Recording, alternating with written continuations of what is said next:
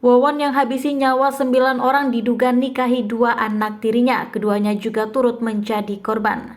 Tersangka seri killer Bekasi Cianjur, Wawon Erawan membunuh istri sekaligus anak tirinya Farida. Jenazah Farida dikubur di rumah kontrakannya di Kampung Babakan Curug RT 2 RW 6 Desa Kertajaya, Kecamatan Ciranjang, Kabupaten Cianjur. Selain Farida, polisi menemukan jenazah yang diduga anak Farida. Jasadnya dikubur di dalam rumah yang sudah ditutup tanah dan dipasangi keramik. Pembongkaran tersebut dilakukan petugas gabungan Mabes Polri di Polda Metro Jaya sekitar pukul 19 waktu Indonesia Barat pada Kamis 19 Januari 2023. Rahmat selaku Ketua RT 2 Kampung Babakan Curug mengatakan korban yang ditemukan di rumah kontrakan tersebut merupakan seorang perempuan. Wawon mulai mengontrak pada 2021 lalu, dan Wawon mengaku perempuan tersebut merupakan anak sekaligus istrinya. Kata dia, Wawon lanjut dia mengontrak sudah hampir selama 5 bulan, dan saat pertama kali datang ditempati 4 orang terdiri dari Solihin, Farida, dan anaknya.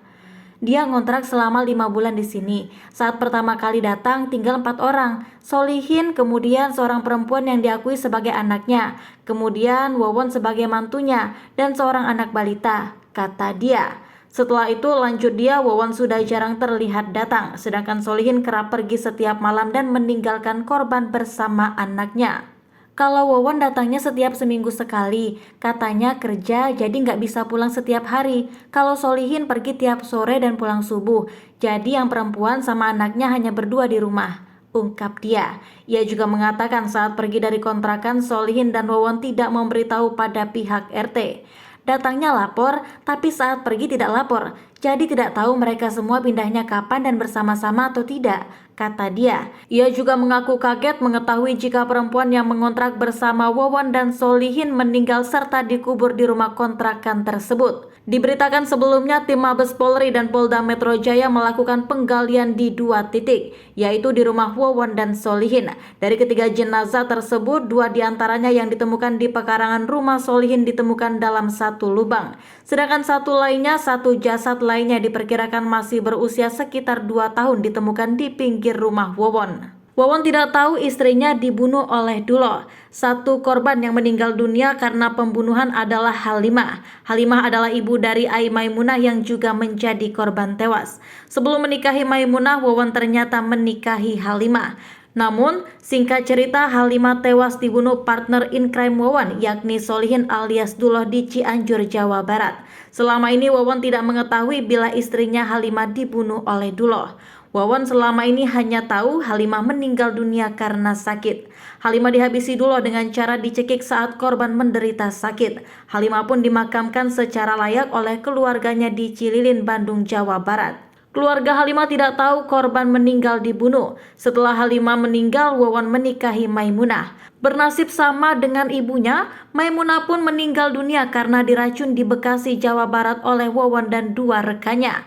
Sebelum menghabisi Halimah, Wawon pun membunuh istrinya yang bernama Wiwin. Wiwin dibunuh bersama anaknya bernama Bayu dan ibunya bernama Noneng di Cianjur. Ketiga jasadnya pun ditemukan dikubur dan dicor di sekitar rumah yang beralamat di Kampung Babakan Mande, Desa Gunung Sari, Kecamatan Ciranjang, Kabupaten Cianjur pada Kamis 19 Januari 2023.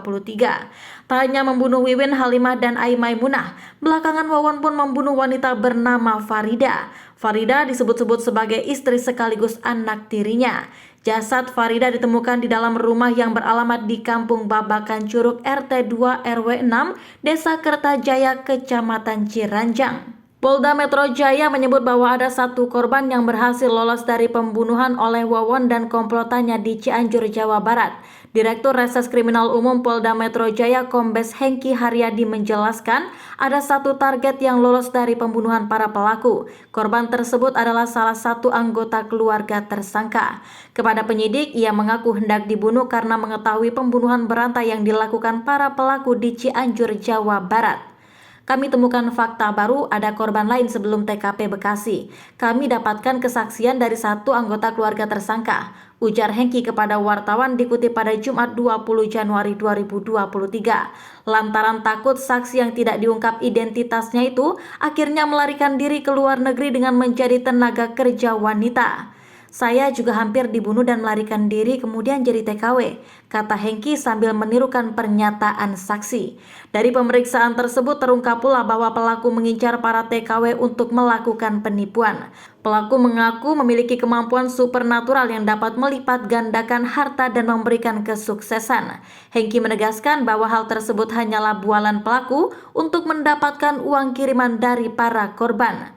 Kami temukan fakta baru lagi, ternyata Dede kumpulin dana dari TKW di luar negeri. Para saksi korban penipuan dijanjikan saat kembali ke Indonesia akan ada rumah bagus, penggandaan uang, ungkap Hengki.